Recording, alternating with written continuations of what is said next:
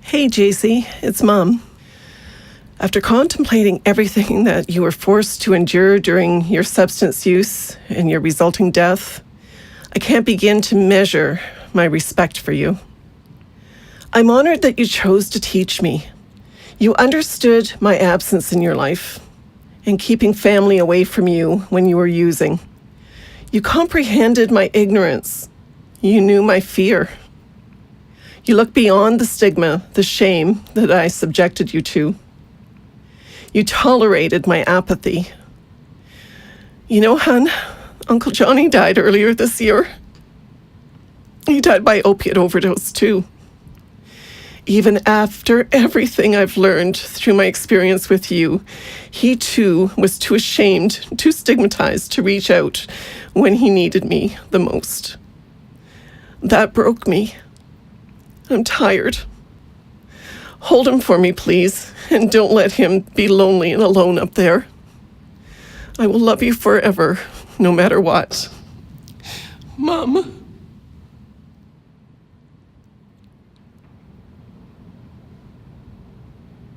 Hi, sweetheart. Sorry, I haven't written for such a long time, but it hurts.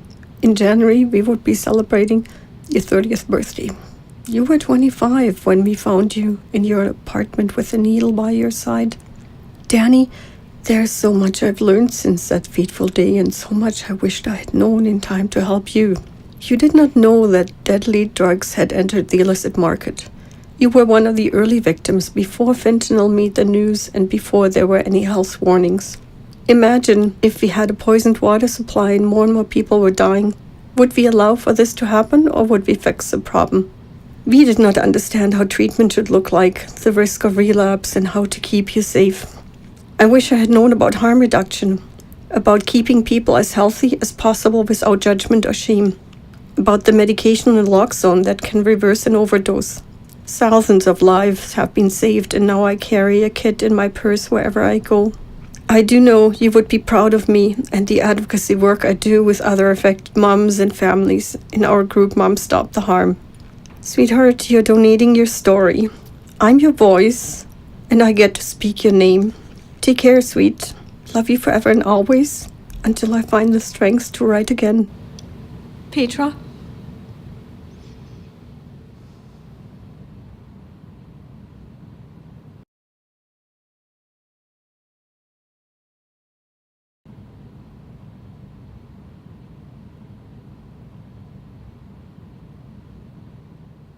Dearest Alex, it's been more than 6 years since you chose to end your life, and I have struggled with the helplessness and sense of failure I felt in not being able to protect you.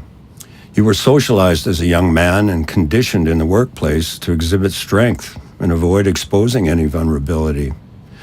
I too am a product of that same conditioning. How I wish I had been a better role model for you, expressing my emotions, my vulnerability, my weaknesses.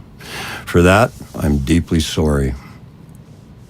I have to think your means of coping, self-medicating, led you to experience the damaging stigma associated with the labels of addict and criminal. That stigma undoubtedly reinforced the emotional isolation and negative self-image that made it so difficult to ask for help. I would like you to know you are so much a part of who I am. I also would like you to know there was nothing we wouldn't have done to have you still with us. Your loving father.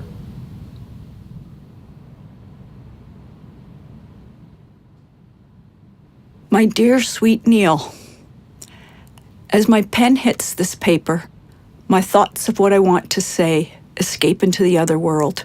Perhaps that's where you will hear them best. The words are of frustration, anger, and despair, and most significantly, of love. The words still assault me as they once did you. Words of hate, of shame, of worthlessness, words of fear. You struggled, you fell, you got up, and you died anyways. You died alone with your pain, and with the weight of society's stigma dehumanizing you.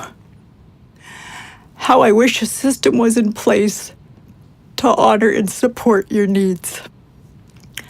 how I wish the edges of the torment of your leaving so soon would soften. And then I see a ladybug crawling up a piece of grass, and I am brought to tears.